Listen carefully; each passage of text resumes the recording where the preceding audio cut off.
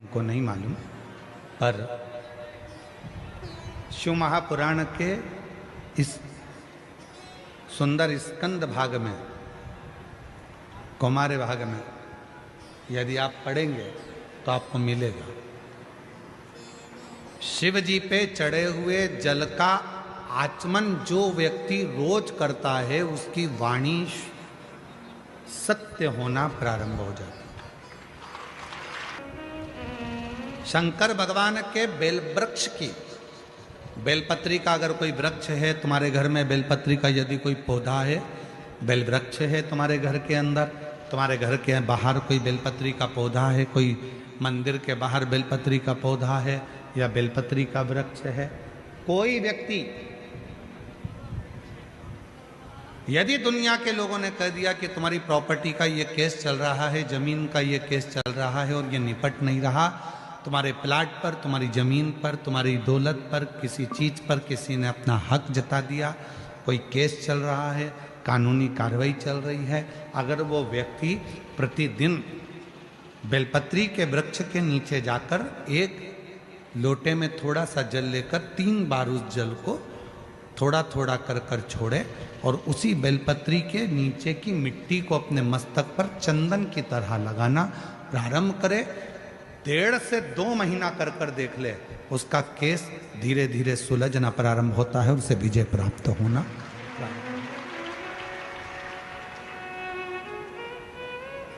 बेलपत्री के वृक्ष की साधना करा करो,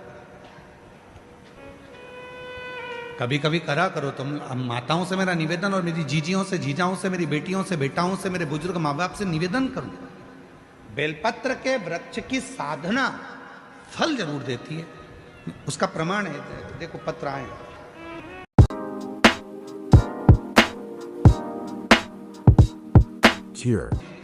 बारी है, मैं बाला सावंगी तहसील भोकरदन जिला जालना का रहने वाला हूँ। कहीं बैठे हों तो हाथ हिला सकते हैं और अगर हम पढ़ने में कुछ गलती करी हो तो आप लोग भी एलईडी पर या टीवी पर पढ़ सकते हैं। मेरा नाम सोनू गणेश बारी है, मैं बालसावंगी तहसील भोकरदन जिला जालना का रहने वाला हूँ। बाबा भोले बाबा का मैं क्या गुणगान करूँ। मैंने अपनी नौकरी के लिए बहुत प्रयास किया लेकिन मेरी नौकरी नहीं लगी। मैंने अपनी नौकरी के लिए बहुत प्रयास किया पर लेकिन नौकरी नहीं लगी।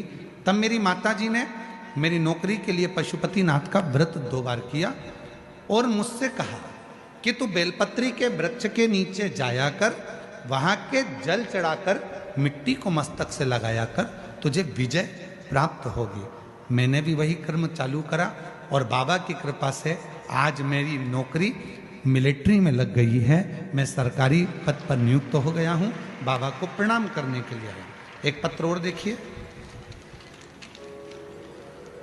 सीताबाई उत्तम गायकवाड़, मैं बिप्री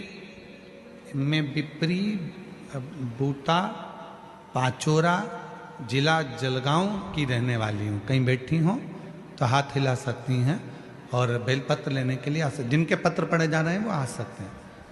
सीताबाई उत्तम गायकवाड़ में बिप्री बूटा पाचोरा जिला जलगांव की। मेरा बेटा 2 साल से पुलिस की नौकरी के लिए अप्लाई कर रहा था पर नहीं हुआ, फेल हो जाता था, परेशान हो गया। तब मैंने अपने बेटे से कहा कि वो सियोर वाला बाबा कहता है, प्रदीप मिश्रा जी शिव पुराण सुनाते हैं और सभी परेशानियों का हल 1 लोटा जल बताते हैं, तू कर। 1 लोटा जल लेकर जा, थोड़ा जल शिव जी को चढ़ाकर उसमें से थोड़ा जल बेलपत्र को चढ़ा। मैंने बेटे ने वही करना प्रारंभ करा। श्री शिवाय नमस्तुभ्यम का जप चालू किया और 1 लोटा जल चढ़ाकर मैं अपने बेटे को भी दे देती थी जलाचमन करने को और मेरा बेटा भी जल चढ़ाता था। आज बाबा की कृपा ऐसी हो गई, मेरे बेटे की सरकारी नौकरी 8/2/2025 को मुंबई पुलिस में मेरे बेटे का सिलेक्शन हो गया। मैं बाबा को यहाँ प्रणाम करने के लिए आई हूँ। अगला पत्र है सो पुष्पा कैलाश नेरकर, नासिक नसीराबाद तालुका जिला जलगांव से आई हैं। मेरा मोबाइल नंबर ये है। बाबा 2013 से रोज मंदिर जाती हूँ, बाबा को प्रणाम करती हूँ, पर कथा के बारे में इतना नहीं जानती थी। आज बाबा की कृपा से शिव जी को पहचानने लगी, बाबा को अपना बाप मानने लगी। मेरा बेटा मेघराज नेरकर स्टेनोग्राफर के पद पर है। बाबा कई बार तैयारी करता था सरकारी नौकरी के लिए। 2014 से मेरा बेटा सरकारी नौकरी की परीक्षा दे रहा है, पर नहीं हुआ। तब मेरे बेटे ने हार मान ली। मैंने 2022 में पहली बार आपकी कथा सुनी और अपने बेटे से कहा कि वो सियोर वाला बाबा कहता है कि मेहनत को 4 गुना करो, परिश्रम बढ़ाओ, रात दिन एक कर दो। मेरा बेटा सुबह 4 बजे उठता, शिव जी के मंदिर जाता, जल चढ़ाता, पार्थिव शिवलिंग का पूजन करता और खूब पढ़ाई करता। आज मैं बाबा को धन्यवाद देने के लिए आई हूँ कि मेरे बेटे का 2024 का रिजल्ट आ गया और पुणे के हाई कोर्ट स्टेनोग्राफर के पद पर मेरा बेटा सिलेक्शन हो गया। मैं बाबा को यहाँ धन्यवाद देने के लिए आई हूँ, बाबा को निवेदन करने के लिए आई हूँ। शिव तत्व किसको कहते हैं? एक पत्र और है। मेरा नाम कविता अंबादास बसाने, पति का नाम अंबादास लक्ष्मण दास बसाने, गांव एरंडोल, जिला जलगांव से आई हूँ।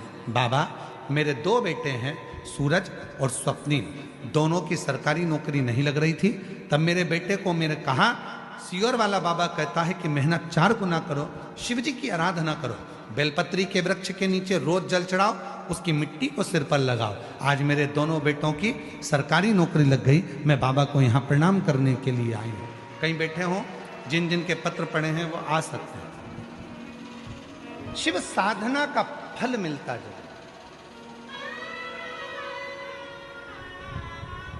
हम कई बार कहे हैं मेरी जीजियों से, मेरे जीजाओं से, बेटियों से, बेटाओं से, मेरे बुजुर्ग माँ बाप से, कुछ मत करो तो बेलपत्री के वृक्ष के नीचे भी आप लोटा भर के जल लेकर जा रहे हो तो 3 बार थोड़ा थोड़ा सा जल शिव जी को चढ़ाओ, और चढ़ाया हुआ जल जब गिर जाए तब थोड़ी सी मिट्टी को सिर पर लगाओ।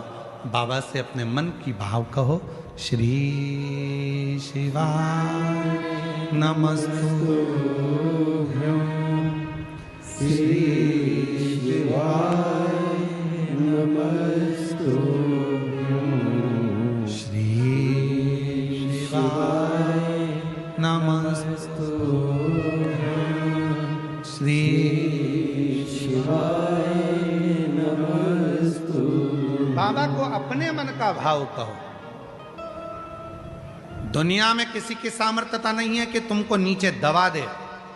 जिसके मस्तक पर बेलपत्री की लकड़ी का चंदन शिव को लेपित कर कर यदि मस्तक पर लगता है, कोई बेलपत्री का वृक्ष यदि सूख जाता है, उसकी जो लकड़ी होती है उसका चंदन भी हम शिव को लगाकर अपने मस्तक पर लगाते हैं, या बेलपत्री के वृक्ष के नीचे की मिट्टी को भी यदि हम त्रिपुंड बनाकर सिर पर चढ़ाते हैं, तो दुनिया में किसी की सामर्थ्यता नहीं है कि तुमको हरा दे, तुमको विजय प्राप्त होती है,